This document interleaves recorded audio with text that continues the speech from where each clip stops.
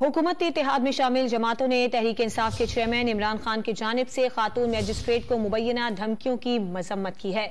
मुश्तरका एलामिया में मुतालबा किया गया है कि तहरीक इंसाफ के चेयरमैन इमरान खान के खातून मैजिस्ट्रेट को नाम लेकर धमकी देने का खुद नोटिस दिया जाए।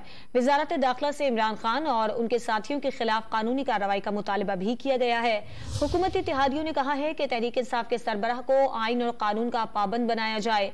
खातून मैजिस्ट्रेट को धमकियां खुली गुंडागर्दी और लाकानूनियत है।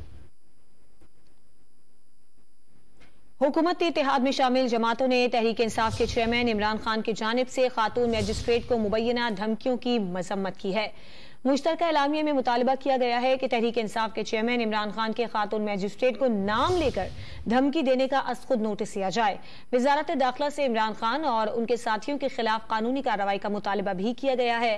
हुकूमती इत्तेहादियों ने कहा है कि तहरीक इंसाफ के सरबराह को आइन और कानून का पाबंद बनाया जाए।